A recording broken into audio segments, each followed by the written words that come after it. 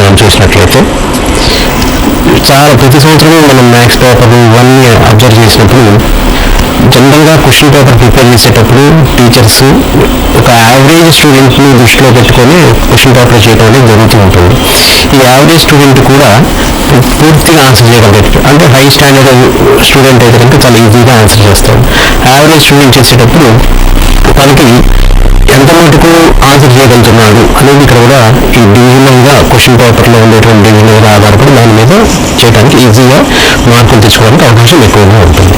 Okay sir, అదేవిధంగా ఇప్పుడు paper 1 నుంచి తీసుకున్నట్లయితే మీకు ఎన్ని సెక్షన్స్ ఉంటాయి, ఏ సెక్షన్ని ఎలా ఆన్సర్ చేయాల్సి ఉంటుంది? ఇప్పుడు మనం దీని ప్రకారం మోడల్ పేపర్ ప్రకారం చూసుకున్నట్లయితే కనుక మనకి మ్యాథమెటిక్స్ పేపర్ మొత్తం పేపర్ 1 50 మార్క్స్ ఉంటుందండి. దీంట్లో 4 రకాల సెక్షన్లు ఉంటాయి మనకి. సెక్షన్ 1లో గ్రూప్ ఏ, గ్రూప్ బి అని ఉంటాయి. ఈ గ్రూప్ ఏ, గ్రూప్ బిలో మొత్తం కూడా కలిపి 5 లెక్కలు చేయాలి. చాలా మందికి ఈ గ్రూప్ ఏ, గ్రూప్ బి మీద ఎట్లా చేయాలనేది అవగాహన ఉండదు. ముందుగా అసలు క్వశ్చన్ పేపర్ ఎట్లా ఆన్సర్ చేయాలనే దాన్ని చెప్తాను. గ్రూప్ ఏ, గ్రూప్ బిలో కలిపి మొత్తం మనకి 8 క్వశ్చన్స్ ఉంటాయండి. రెండింటి మీద కలిపి 5 క్వశ్చన్స్ చేయాలి. కానీ కంపల్సరీగా ప్రతి సెక్షన్లో 2 క్వశ్చన్స్ ఆన్సర్ చేయడం అనేది చాలా మందికి తెలియదు. ప్రతి సెక్షన్లో 2 చేసి 2 చేసినాక 5th క్వశ్చన్ కోసం ఈ 2 సెక్షన్లో ఏదైనా ఒకటి ఆప్షన్గా తీసుకొని చేయడానికి అవకాశం ఎక్కువగా ఉంటుంది. అది చూడాలి. చాలా మంది విద్యార్థులు ఏంటంటే ఒక దాంట్లో 4 చేసేసి ఇంకో దాంట్లో 1 చేసి 5 చేసాము, అదే నాకు మార్కులు రాలేదు అనే ఫీలింగ్ ఎక్కువగా ఉంటుంది. కానీ చాలా మందికి ఈ అవగాహన లేదంటే గ్రూప్ ఏ, గ్రూప్ బిలో కలిపి 5 చేయాలి. కానీ ప్రతి గ్రూప్లో నుంచి కూడా కంపల్సరీగా 2 క్వశ్చన్స్ అనేవి ఖచ్చితంగా చేయాలి.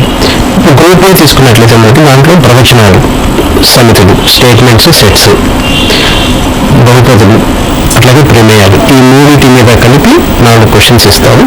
దాంట్లో గ్రూప్ బిలో మనకి ప్రొఫెషన్స్, శ్రేణులు, రియల్ నెంబర్స్, వాస్తవ సంఖ్యలు, లీనియర్ ప్రోగ్రామింగ్, రేఖీయ సమీకరణాలు, ఈ 2 మీద కలిపి 4 లెక్కలు ఇస్తాం అనమాట. ఈ మొత్తం మీద వెళ్ళి జాగ్రత్తగా ఆన్సర్ చేసుకోగలిగితే ప్రమేయాలు, ప్రవచనాలు కనుక బాగా ప్రిపేర్ అయినట్లయితే అట్లాంటి వాళ్ళు ఈజీగా ఆ గ్రూప్లో ఆన్సర్ చేయొచ్చు. బహుపదులు కొంచెం కష్టం అనుకున్న వాళ్ళకి ఆ సెక్షన్లో వదిలేసుకున్న గ్రూప్ బిలోకి వచ్చినప్పటికీ వీళ్ళు శ్రేణులు, వాస్తవ సంఖ్యలు బాగా చేసినట్లయితే దాంట్లో ఈజీగా మార్కులు తెచ్చుకోవచ్చు. ఇది 2 మార్కుల సెక్షన్. దీంట్లో ప్రతి క్వశ్చన్కి 2 మార్కులు ఉంటాయి. ఇంకా 10 మార్కులు అక్కడ. సెక్షన్ 2 వచ్చేటప్పటికి దీంట్లో మనకి 6 క్వశ్చన్ ఇస్తారండి. 1 మార్క్ అన్ని ఈ 6 చాప్టర్ల నుంచి ఇస్తాడు.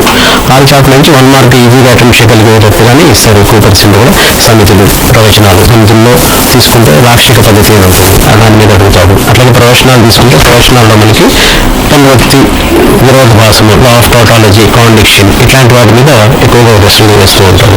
లీనియర్ ప్రోగ్రామింగ్, గ్రాఫ్, వాటి మీద ఏం చేయొచ్చు అంటే అనుకూల ప్రాంతము, లేకపోతే కుంభాకార సమితి, డెఫినిషన్స్ చిన్న చిన్నవి, కాన్వెక్స్ సెట్, ఫీజిబిలిటీ, ఇట్లాంటి డెఫినిషన్స్ ఉంటాయి. ఆ డెఫినిషన్స్ మీద జనరల్గా అడుగుతూ ఉంటారు ఎక్కువ పర్సెంట్. అలాగే శ్రేణుల్లో తీసుకుంటే ఏఎంజిఎం, అర్థమెటిక్ మీను, హార్మోనిక్ మీను, జామెట్రిక్ మీను, అంకమధ్యమము, గుణమధ్యమము, హార్మోనియం, ఈ చాప్టర్ మీద ఎక్కువగా 1 మార్క్ క్వశ్చన్లు. వాస్తవ సంఖ్యల్లో తీసుకున్నట్లయితే మనకి పవర్స్ ఆఫ్ ఇండిసెస్, ఎక్స్పోనెంట్స్ అంటే ఘాతాంకాల మీద ఎక్కువ పర్సెంట్ ఈ 1 మార్క్ క్వశ్చన్లు ఎక్కువ వస్తూ ఉంటాయి. దాని తర్వాత సెక్షన్ తీసుకున్నట్లయితే 4 మార్కుల సెక్షన్. ఈ 4 మార్కుల సెక్షన్లో ఎక్కువగా మనకి ఫస్ట్ గ్రూప్ దీంట్లోకి వచ్చేటప్పటికి ప్రవచనాలు, సమితులు, ఇలా చెప్పినట్టుగా ప్రమేయాలు, బహుపదుల మీద 4 మార్కులు ఉంటే దీంట్లో 4 క్వశ్చన్స్ ఇస్తే మనం 2 ఆన్సర్ చేయాలి. దాంట్లో 2 ఆన్సర్ చేసినప్పుడు మనం కనుక సమితులు, ప్రవచనాలు, ప్రమేయాలు బాగా ప్రిపేర్ అయితే ఈజీగా ఆన్సర్ చేయడానికి అవకాశం ఎక్కువగా ఉంటుంది. అట్లాగే 2వ సెక్షన్లో శ్రేణులు, వాస్తవ సంఖ్యలు, లీనియర్ రేఖీ సమీకరణాలు, linear programming, real numbers, professions, వీటి మీద ఎక్కువగా క్వశ్చన్స్ ఇస్తూ ఉంటారు. వీటిని వీళ్ళు కనుక జాగ్రత్తగా శ్రేణులు, వాస్తవ సంఖ్యలు ఎక్కువ పర్సెంట్ చాలాసార్లు ఏం చేస్తున్నారంటే శ్రేణుల్లో 2 ఇస్తారు, లేకపోతే వాస్తవ సంఖ్యలో 2 క్వశ్చన్లు ఇస్తుంటారు. కనుక ఈ చాప్టర్ బాగా ప్రిపేర్ అయితే ఇట్లాంటి వాళ్ళు ఈజీగా ఆన్సర్ చేసుకోవడానికి అవకాశం ఎక్కువగా ఉంటుంది. ఈ లాస్ట్ సెక్షన్ వచ్చేటప్పటికి పరాబోలా గ్రాఫ్ ఉంటుందండి. ఈ గ్రాఫ్కి 5 మార్క్స్ సెక్షన్ ఇది. దీంట్లో ఈచ్ క్వశ్చన్ 5 మార్క్స్ ఉంటుంది. ఒక 2 క్వశ్చన్స్ ఇస్తాను, ఆన్సర్ చేయాలి. ఒకటేమో లీనియర్ ప్రోగ్రామింగ్లో నుంచి కన్స్టెంట్స్ గ్రాఫ్లో నుంచి ఇస్తాడు. ఇంకోటేమో పరావలయంలో ఎక్సైజ్ మనకి బహుపదుల 5వ అభ్యాసం పరావలయంలో నుంచి ఇస్తాడు. దీంట్లో ఎక్కువగా ax plus bx plus c is equal to 0 తీసుకొని y is equal to x square బాగా ఉపయోగించి గ్రాఫ్ని సాధించండి, కనుగొనండి అని చెప్తారు. చాలా మంది పిల్లలు కూడా ఇక్కడ ఈ గ్రాఫ్ చేసేసి గ్రాఫ్ లెక్క చేసేసాము, మేము 5కి 5 వచ్చేసినా అని పిలుస్తారు. గ్రాఫ్ చేసినప్పుడు గ్రాఫ్లో స్కేల్ రాయటము, ఆ యూనిట్ ఎక్స్ యాక్సిస్ మీద ఎంత తీసుకున్నాము, ఓ యాక్సిస్ మీద ఎంత తీసుకున్నాము, తర్వాత దాని సాధన సంతి కనుక్కోవాలి, ఆ సాధన సంతి కనుక్కోవటం ఇట్లాంటివి మర్చిపోతాడు. దానివల్ల కూడా మార్కులు తగ్గే అవకాశం ఉంటుంది. ఇట్లా క్వశ్చన్ పేపర్ని ఈ విధంగా ఆన్సర్ చేయడానికి సులభంగా అవకాశం ఉంది. ఓకే సార్, సెక్షన్ వైజ్ ఇప్పుడు చెప్పారు మీరు. అదేవిధంగా ఇప్పుడు ఇదివరకంటే ఎలా ఉండేదంటే 35 మార్క్స్ వస్తే పాస్ మార్క్. సో పిల్లలు ఏంటంటే ఒక పేపర్లో కాకపోతే ఇంకో పేపర్లో మీరు స్కోర్ చేసుకోవచ్చు కదా అని ఒక ఆలోచన ఉండేది. బట్ ఇప్పుడు ఈ గ్రేడింగ్ సిస్టమ్ అనేది వచ్చిన తర్వాత 10/10 అనేది ప్రతి ఒక్కరికి రావాలి. అలా వస్తేనే వాళ్ళు పర్సంటేజ్ అనేది కరెక్ట్గా తెచ్చుకో. ప్రతి దాంట్లో 92 మార్క్స్ ఎబో వస్తేనే వాళ్ళకి 10/10 వస్తుంది అనే విషయం పిల్లలందరికీ తెలిసిన విషయం. ఇప్పుడు ఆల్మోస్ట్ అందరికీ అర్థమైపోయింది. మరి వీళ్ళు ఈ మ్యాథ్స్ పేపర్ అనేసరికి ఇంట్రెస్ట్ ఉన్న స్టూడెంట్స్ అంటే ఓకే, కొందరికి భయం వల్ల చేయలేని పరిస్థితుల్లో ఉంటారు పిల్లలు. అలాంటి వాళ్ళు ఈ స్కోర్ని చేసుకోవాలి అంటే అన్నిట్లో మంచి మార్క్స్ వచ్చి ఇక్కడ ఒక చోట మార్క్స్ తగ్గినాయి అంటే వాళ్ళకి 10/10 గ్రేడ్ పోవడానికి ఛాన్స్ ఉంటుంది, పాయింట్స్ పోవడానికి. మరి అటువంటిప్పుడు వీళ్ళు 92 మార్క్స్ గెయిన్ చేసుకోవాలి అంటే ఏమన్నా సింపుల్ మెథడ్స్ అనేవి ఉన్నాయా వీళ్ళకి? జనరల్గా మనకి మ్యాథమెటిక్స్లో ఫస్ట్ పేపర్లో తీసుకున్నట్లయితే ఇందాక నేను చెప్పాను, నేను ఆల్రెడీ సెక్షన్స్ వైజ్గా చెప్పినప్పుడు కూడా మనకి చాప్టర్స్ కొన్ని ఉన్నాయి మనకి ముఖ్యంగా. దీంట్లో ఫస్ట్ సెక్షన్లోకి వచ్చినప్పటికీ ప్రవచనాలు, సమితులు, ప్రమేయాలు. సెకండ్ సెక్షన్లో శ్రేణులు, వాస్తవ సంఖ్యలు, అలాగే ఈ గ్రాఫ్ లెక్కలు. ఈ చాప్టర్స్ బాగా చేస్తే క్వశ్చన్ పేపర్ వరకు ఎటువంటి డౌట్ లేకుండా 35/35 క్వశ్చన్ పేపర్లో వచ్చేస్తాయండి. బిట్ పేపర్లో కూడా ఫుల్ అవుట్ ఆఫ్ తెచ్చుకోవాలంటే వాటికి సంబంధించిన బిట్స్ మీకు అన్ని చాప్టర్లో బిట్స్ ప్రిపేర్ అయితేనే కొంచెం మార్కులు ఎక్కువ రావడానికి అవకాశం. జనరల్గా చాలా మంది కూడా స్ట్రేగల్లో ఒక దాంట్లో, లీనర్ ప్రోగ్రామింగ్ ఒక దాంట్లో కొంచెం బిట్స్ ఎక్కువ తప్పులు రాస్తూ ఉంటారు.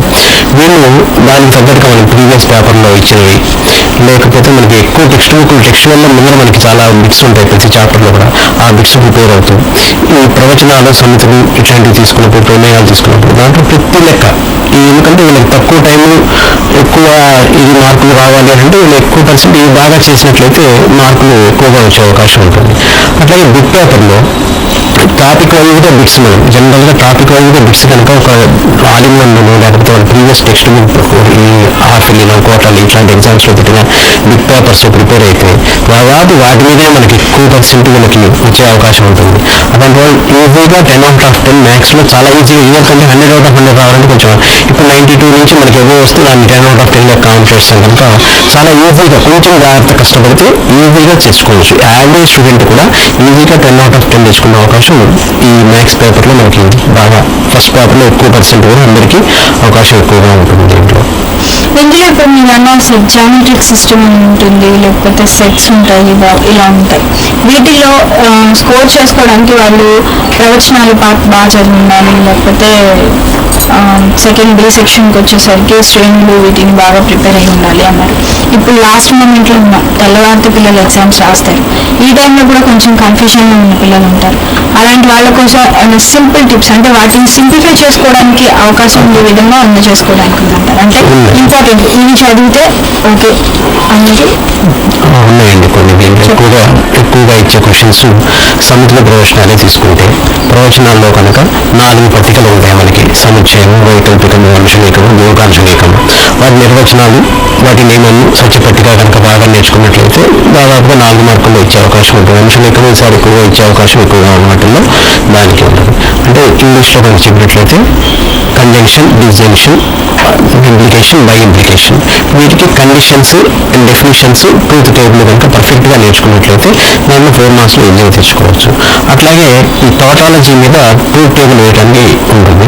అట్లాగే మనకి ప్రవచనాల్లో తీసుకున్నట్లయితే ప్రవచనాల్లోనే 2వ అభ్యాసంలో ఒక ప్రవచనంలో దాని యొక్క ప్రవచనం యొక్క తుల్య ప్రవచనం అని చెప్పి ఉపయోగించడానికి ప్రతి ప్రవచనం దాని విపర్యాయానికి తుల్య ప్రవచనం అవుతుంది. అట్లాగే విలోమాలు అట్లా 2 లెక్కలు ఉన్నాయి. అట్లాంటివి నెగేషన్ ఆఫ్ పీ ప్లస్ కి equal P and negation Q అనే సత్యపట్టిక, ఇట్లాంటివన్నీ కూడా చాలా ఇంపార్టెంట్గా ఎక్కువగా ఇస్తూ వచ్చి ప్రవచనాలు సమితులు. అలాగే ప్రమేయాలు కనుక తీసుకున్నట్లయితే ఇట్లాంటి వాళ్ళు ప్రమేయాల్లో మనకి f(x) = 2x + 3x దానికి విలోమం కనుక్కోమంటారు, విలోమం సూత్రం కనుక్కోమంటారు, ఇన్వర్స్ ఫంక్షన్, ఇన్వర్స్ ఫార్ములా ద్వారా. అది 4 మార్క్స్లో ఎక్కువగా ఇస్తుంటాడు, అది చేసుకోవచ్చు. అట్లాగే G circle F, F circle G, ఈ సర్మ్స్ మీద ఎక్కువగా ఇస్తూ ఉంటాడు. అట్లా H circle G circle F అనేది 4 మార్కులు దాదాపు ప్రతి క్వశ్చన్ పేపర్లో మనకి వస్తూనే ఉంటుంది. H circle G circle F of X అట్లా దాని మీద ఎప్పుడు కూడా ఈ సంయుక్త ప్రవచనాన్ని ఎప్పుడు 4 మార్కుల క్వశ్చన్ వస్తూనే ఉంటుంది. అది కనుక ప్రిపేర్ అయితే ఆ సెక్షన్లో చాలా ఈజీగా చేసుకోవచ్చు. అలాగే సమితిలో మూలకోపత్తి ఉంది. మూలకోపత్తిలో కనుక A union B intersection C is equal to A union B intersection A union C అనే ఒక లెక్క, A minus B union C equal to A minus B intersection A minus అనే లెక్క. ఈ రెండింటిలో 4 మార్కుల్లో గ్యారంటీగా ఒక లెక్క రేపు వచ్చే అవకాశం ఎక్కువగా ఉంది. ఇట్లాంటి వాళ్ళు కొంచెం భయం డౌట్ ఉన్న వాళ్ళు ఈ టాపిక్స్ కనుక ఇట్లా రెగ్యులర్గా చేసుకుంటారు. వాస్తవ సంఖ్యలు తీసుకున్నాం అనుకోండి. వాస్తవ సంఖ్యల్లో 2వ అభ్యాసంలో కొన్ని లెక్కలు ఉన్నాయి మనకి ఎప్పుడూ కూడా ఎక్కువగా వచ్చేవి.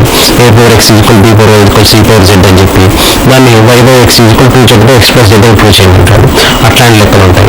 స్వేగంలో -2 square is equal to s3 into 1 plus 8s1 అని ఒక సంథింగ్ లెక్క ఉంది. s1 s2 s3 అంటే వాటి మీద ప్రూవ్ చేసే లెక్క ఇట్లాంటివి. అలాగే సాంతంలో కనుక హరాత్మక శ్రేణిలో తీసుకున్నట్లయితే B plus C C plus A plus B కనుక హరాత్మక శ్రేణి హెచ్పిలో ఉన్నట్లయితే 1/s2 1/b2 1/c2 కూడా హెచ్పిలో ఉంటాయి అని నిరూపించే లెక్క అవుతుంది. అట్లాగే A greater G greater G H అని చెప్పి అంటే arithmetic mean harmonic mean geometric mean రిలేషన్స్తో మనకి ఇక్కడ అంకమధ్యము గుణమధ్యము హరాత్మధ్యము ఈ వీటి relations A greater G greater H నిరూపించడం ఒక లెక్క ఉంది. ఇవి ఎక్కువగా 4 మార్కుల్లో ఇస్తుంటారు. అంటే ఎక్కువ మనకి ఈ ప్రీవియస్ పేపర్స్లో ఏమైతే రిపీట్ అవుతూ ఉంటాయో ఎక్కువ వాటిని మనకి స్ట్రెస్ చేస్తుంది. ఎందుకంటే ఇంతకుముందు చెప్పాను మీకు నేను క్వశ్చన్ పేపర్ ప్రిపేర్ చేసేవాళ్ళు ఒక యావరేజ్ స్టూడెంట్ని దృష్టిలో పెట్టుకుంటే యావరేజ్ స్టూడెంట్ మొత్తం మార్క్స్ చేయగలిగేటట్టుగా ఉండేటట్టే ఇస్తారు, కానీ కష్టంగా ఉండదు. కొంచెం ముందరే జాగ్రత్త పడంటే ఇప్పుడు ఈ రాత్రి కొంచెం కష్టపడ్డా కూడా ఈజీగా ఏ పేపర్లో 45 మార్కులు తెచ్చుకోవచ్చు. బిగ్ పేపర్ కూడా చాలా సులభంగా ఉంటుంది జనరల్గా. ఎందుకంటే సంఖ్యలో కొన్ని న్యాయాలు ఉన్నాయి మనకి. అపర్ వర్సెస్ న్యాయం, ఐడెంపోటెంట్ లా అని చెప్పి, డిమోర్గన్ లాస్ డిమోర్గన్ న్యాయాలని చెప్పి ఇట్లాంటి సూత్రాల మీద చిన్న చిన్న లెక్కలు ఉంటాయి. అట్లాగే ప్రవచనాల్లో తీసుకుంటే గుర్తులు, సముచ్చయానికి ఏం గుర్తు ఉపయోగిస్తాము, వైకల్పికాన్ని ఏం ఉపయోగిస్తాము, పరిమాపకాలు ఉన్నాయి, అస్థిత పరిమాపానికి ఏం ఉపయోగిస్తాము, ఇట్లా కొన్ని గుర్తులు ఉన్న వీటిలో బిట్స్ ఎక్కువగా అవుతుంటాయి. వీటి కనుక మనం ముందర నుంచి జాగ్రత్తగా ప్రిపేర్ అయినట్లయితే చాలా ఈజీగా ఈ రోజు చూసుకున్నా కూడా ఇవన్నీ ఎక్కువ రిపీట్ అయ్యే అవకాశం ఉంది. ఇప్పుడు మ్యాచింగ్లో AM GM HM arithmetic mean harmonic mean geometric mean గుణమధ్యము అంకమధ్యము హరాత్మధ్యము మీద చిన్న చిన్న సమ్స్ ఇస్తుంటారు మ్యాచింగ్లో. అది ఈజీగా ఆన్సర్ చేసుకోవచ్చు. ఇట్లాంటి వాటి మీద మనం కనుక జాగ్రత్తగా ఈ పూటే కూర్చొని మనం చేసుకున్నట్లయితే ఇవన్నీ కూడా అవగాహన ఉంటే చాలా జాగ్రత్తగా మార్కులు తెచ్చుకునే అవకాశం ఎక్కువగా ఉంటుంది. గెస్ట్ అవర్ కార్యక్రమంలో చిన్న బ్రేక్. ఉగాది పర్వదినాన్ని పురస్కరించుకుని బ్రాడీపేట 4x14 సింగపూర్ ప్లాజాలో అతిథిగా విచ్చేసి మమ్మల్ని ఆదరించిన మా ఆడపడుచులకు కృతజ్ఞతలతో అన్ని రకాల వస్త్రాలు, శారీస్, డ్రెస్ మెటీరియల్స్, చుడిదార్స్ పై 19%, 29%, 39% ఫ్లాట్ తగ్గింపు మరియు స్పెషల్ కౌంటర్ లో కంచిపట్టు వర్క్ శారీస్ పై 63% ఫ్లాట్ తగ్గింపు. ఈ అవకాశం బ్రాడీపేట సింగపూర్ ప్లాజాలో కొద్ది రోజులు మాత్రమే. మీ ఆదరణ, అభిమానంతో మా వెన్నంటే ఉండి మమ్మల్ని విజయ పదంలో నడిపిస్తున్న మీకు ఈ జైనామ సంవత్సరంలో కూడా అదే ప్రేరణతో మీ నమ్మకానికి తగిన సేవలు మేము అందించగలమని తెలియజేస్తూ మీ shopping mall Chandana brothers, Jinnah tower centre, Guntur. This is my style. This is my style. నేనెప్పుడు ట్రెడిషనల్ స్టైల్, నేనెప్పుడు ట్రెండీ స్టైలే. నాకు నచ్చింది సిల్క్ లో ఎప్పుడు ట్రెడిషనల్ స్టైల్. డిజైనర్ సారీ కూడా నాకు ట్రెండీగా ఉండాలి. లక్షణమైన కాంచీపురం సారీ అందమే వేరు. నా గ్లామర్ అయిన డిజైనర్ సారీ స్టైలే వేరు. ఇండియన్ స్టైల్లో ట్రెడిషనల్ చుడిదార్ అంటే ఐ లవ్ ఇట్. వెస్ట్రన్ స్టైల్లో ఇండియన్ చుడిదార్ మై ఫేవరెట్. నేను పర్చేస్ చేసే చోటు ట్రెడిషనల్ స్టైల్ కి బెస్ట్. అది పోతీస్ ట్రెడిషనల్. నా షాపింగ్ డెస్టినేషన్ ట్రెండీ స్టైల్ కి బెస్ట్. అది పోతీస్ బటిక్. అమ్మాయిలో ఇదంతా ఒక మ్యాటర్. ప్రతి ఒక్క అమ్మాయి లోపల 2 స్టైల్స్ ఉంటాయి. Traditional, trendy. 2 కుట్లు, 2 styles. 2 Pothys. Traditional Usman road, Pothys boutique, జిఎన్జిటి రోడ్, టీ నగర్, చెన్నై. ఇది ఎలా ఉంది? హైదరాబాద్ కైట్స్ వారి స్టన్నింగ్ ఆఫర్ ఇప్పుడు గుంటూరులో కేవలం 9,999 రూపాయలకి 10 కేజీల బరువుతో పాటు 27 సెంటీమీటర్ల లావు తగ్గించబడును. మరియు ఒకే ఒక సిట్టింగ్ లో 10 ఇంచెస్ తో పాటు 1.5 కేజీ బరువు తగ్గించడం మా ప్రత్యేకత. 100% safe and no side effects. ఈ ఆఫర్ లిమిటెడ్ పీరియడ్ మాత్రమే. కేవలం హైదరాబాద్ లో మాత్రమే అందుబాటులో ఉన్న computer management obesity programme, laser lipolysis, cryolipolysis, cool sculpting, CO2 laser treatment, non-surgical cavitation lipolysis and other weight loss treatment లు గుంటూరు వెబ్సైట్స్ లో మీకోసం అందుబాటులో ఉన్నాయి. And ISO 9001:2008 internationally certified, అన్నిటికంటే prestigious US FDA approved technology. Kites makes you slim and fit. Kites, witness to wellness. Hyderabad and Guntur. Welcome back to your favourite show guest sir. Actually ఇప్పుడు పిల్లలు compulsory maths పేపర్కి వెళ్ళేసరికి వాళ్ళకి rough work అనేది చాలా ఉంటుంది. Rough work చేసుకున్నప్పుడు వాళ్ళు క్వశ్చన్ పేపర్ మీద రఫ్ వర్క్ చేసుకోవడం అనేది జనరల్గా చేసేస్తూ ఉంటారు, ఉంది కదా పేపర్ అని చెప్పేసి. అసలు ఈ పేపర్ ఆన్సర్ చేసే విధానం ఏ విధంగా ఉండాలి? ఒక మ్యాథ్స్ ఒక సమ్ స్టార్ట్ చేసిన తర్వాత దాని స్టార్టింగ్ అని క్లోజింగ్ అని ఏ విధంగా ఉండాలి? అదేవిధంగా మీరు రఫ్ వర్క్ అనేది ఎక్కడ చేసుకుంటే బాగుంటుంది? మ్యాథ్స్ పేపర్ పిల్లలు పేపర్ ప్రెజెంటేషన్ అనేది జనరల్ పేపర్ చూడగానే పిల్లలకి ముందు వాళ్ళకి వచ్చిన లెక్కలు కనపడంగానే గొప్ప ముందు చేసేద్దాం అనే ఆతృతలో ఉంటారు ఒకటమ్మా ఫస్ట్. తర్వాత వీళ్ళు మ్యాక్సిమం మ్యాథ్స్ పేపర్ స్టార్ట్ చేసేటప్పుడు జనరల్గా ఒక ఆర్డర్లో చేస్తే చాలా బెనిఫిట్ ఉంటుంది. ఎందుకంటే మనకు ఒక ఆర్డర్లో చేయడం వలన క్వశ్చన్ పేపర్ దిద్దే వాళ్ళకి ఈజీగా ఉంటుంది. వాళ్ళకి స్కీమ్ ఆఫ్ వాల్యుయేషన్ ఇచ్చినప్పుడు ఒక ఆర్డర్లో ఇస్తారు, first section, second section, third section అట్లా ఇస్తారు. అంటే ఈ పేపర్ రాసేటప్పుడు కనుక ఫస్ట్ సెక్షన్లో ఫస్ట్ 1 to 3, సెకండ్ సెక్షన్లో అట్లా వరుసగా కనుక చేసినట్లయితే దిద్దే వాళ్ళకి ఈజీగా ఉంటుంది, చిరాకు పడుకుని చాలా మంచిగా మార్కులు వేసే సిస్టమ్ ఉంటుంది. అట్లాగే అంటే అందుకని మనం అట్లా రాయద్దని కాదు, మామూలుగా వాళ్ళకి వచ్చిన ముందు చేసుకుని తర్వాత అయినా చేయొచ్చు, అది ఇబ్బంది ఏం కాదు. కాకపోతే వీళ్ళు చేసేటప్పుడు చాలా మంది కూడా మీరు అడిగినట్టు నేను అబ్జర్వ్ చేసిన వాటిలో కూడా మ్యాథ్స్ చేసేటప్పుడు మ్యాథ్స్ చేస్తారు, చేసే పక్కనే రఫ్ వర్క్ చేసేస్తారు. అది సమ్లో కలిపేసుకొని చాలా మంది అది కన్ఫ్యూజ్ అయిపోయి చేసేది ఉంటుంది. అట్లాగే రఫ్ పేపర్ కొంతమంది ఒక క్వశ్చన్ పేపర్ మీద చేసేస్తారు. కొంతమంది అయితే నాకు తెలిసి మధ్యకాలంలో ఒకటి 2 సార్లు ఉన్నప్పుడు హాల్ టికెట్ మీద కూడా కొంతమంది పడిపోయి చేసిన సందర్భాలు కూడా ఉన్నాయి. కనుక ఈ రఫ్ పేపర్ చేసుకున్నప్పుడు ఒక ఆన్సర్ షీట్ తీసుకున్నప్పుడు ఆన్సర్ షీట్లో అడుగున గీత కొట్టుకొని అడుగున చేయొచ్చు, లేదంటే మనం మ్యాథ్స్ నోట్స్ మనకి అటు ఇటు మార్జిన్స్ ఇచ్చుకుంటూ తీసుకుంటాం. మనం left side right side margin రెండు చూసుకున్నట్లయితే లెఫ్ట్ సైడ్ మనం ఒక 1 ఫింగర్ 2 ఫింగర్లో పెట్టుకుని రైట్ సైడ్ 3 ఫింగర్స్ కనుక పెట్టి మ్యాథ్స్ కనుక మార్జిన్ కొట్టుకుంటే ఆ మార్జిన్ లోపల చేసుకున్నట్టు వీళ్ళకి ఎదురుగా ఆన్సర్కి ఎదురుగా వీళ్ళకి రఫ్ వర్క్ ఉంటుంది. అట్లాగే చేసిన సమ్కి వాళ్ళకి ఎదురుగా కనపడడానికి ఈజీగా అవకాశం ఉంది. కొంతమందికి బ్యాక్ పేపర్ తిప్పి లాస్ట్లో చేసే అలవాటు ఉంటుంది. దానివల్ల ఏంటంటే సమయం టైం వేస్ట్ అయ్యే అవసరం ఎక్కువ ఉంది. కనుక వీళ్ళు లాస్ట్ పేపర్లో కాకుండా మార్జిన్ కొట్టుకుని మార్జిన్ లోపల జాగ్రత్తగా చేసుకుంటే మ్యాథ్స్ కరెక్ట్గా వస్తుంది. అట్లాగే చేసేటప్పుడు ప్రతి సమ్ చేసినాక పెన్సిల్తో కానీ స్కేల్తో కానీ స్కేల్ తీసుకుని దానికి ప్రతి లైన్ చేసుకోవడం ఒకటి. సమ్ చేసినప్పుడు ఏదైనా ఫార్ములా యూజ్ చేస్తుంటే ఆ ఫార్ములాని రాసి దాన్ని ఒక బాక్స్లో హైలైట్ చేసి చూపించడం ఒకటి. ఏదైనా స్పెషల్గా దాంట్లో చూపించినట్లయితే దాన్ని ఒక బాక్స్లో చేసి చూపించినట్లయితే అట్రాక్షన్ ఉంటుంది. అట్లా దిద్దే వాళ్ళు కూడా మంచిగా ఇది కదిలి వాళ్ళు మార్కులు వేసే అవకాశం కూడా మనం చిన్న మిస్టేక్ చేసినప్పుడు. ఎందుకంటే 10th క్లాస్ లెవెల్లో పిల్లల్ని ఎంకరేజ్ చేయడానికి పాపం చాలా మంది టీచర్లు కూడా మంచి మార్కులు వేయడం చేస్తూ ఉంటారు. అంటే కొంచెం చేసేటప్పుడు జాగ్రత్త పడి కొంచెం జాగ్రత్తగా అన్నది ప్రతి సమ్కి గీత కొట్టుకోవటం, ప్రతి సమ్ అయిపోగానే ఎన్ని చేసామనుకోవటం. అట్లాగే ఒక ఎడిషనల్ ఫస్ట్ ఒక బుక్లెట్ ఇస్తారు కదా, ఆ బుక్లెట్లో కంటిన్యూషన్ చేసుకున్నాక దాని సమ్ ఎడిషనల్లో పెడతారు. ఎడిషనల్ తీసుకున్నాక ఆ ఎడిషనల్కి 1, 2, 3 అనే నెంబర్స్ వేసుకున్నట్లయితే వీళ్ళు అటాచ్ చేసేటప్పుడు ఒక సమ్ ఒకదానికి యాడ్ చేయకుండా వరుసగా కంటిన్యూషన్ ఉండడానికి ఎక్కువ అవకాశం వీళ్ళు జాగ్రత్తగా చూసుకొని చేసినట్లయితే ఉంటుంది. అదేవిధంగా పిల్లలు ఇప్పుడు ఈ సంవత్సరం చాలా సఫర్ అయ్యారు పాపం పిల్లలు. ఈ బంధులు ఈ గొడవల వల్ల స్కూల్స్ సరిగ్గా చేరక సిలబస్ కంప్లీట్ అవ్వక చాలా సఫర్ అయ్యారు. అన్నప్పటికీ ఆల్మోస్ట్ ఆల్ స్కూల్స్ వాళ్ళు కూడా చాలా కష్టపడి సండేస్ అని హాలిడేస్ టైం అని స్కూల్స్ పెట్టేసి సిలబస్ ఆల్మోస్ట్ టైం కవర్ చేశారు.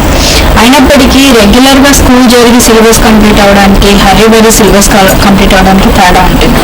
ఇలాంటి స్ట్రెస్లో పిల్లలు చాలా ఇబ్బంది పడి ఉన్నారు. కాబట్టి ఇలాంటి టైంలో పిల్లలు ఎలాంటి జాగ్రత్తలు తీసుకుంటే మ్యాథ్స్ అనే కాదు ఆల్ ఓవర్గా ఏ ఎగ్జామ్ అయినా సక్సెస్ఫుల్గా కంప్లీట్ చేయగలరు అంటారు? కొందరికి నైట్ అవుట్ చేసే అలవాటు ఉంటుంది టెన్షన్లో, కొందరేమో ఎర్లీ మార్నింగ్ లేచి నిద్ర సరిపోక ఇలా ఇబ్బంది పడే వాళ్ళు ఉంటారు. వీళ్ళందరికీ మీ సజెషన్స్ ఏంటి సార్?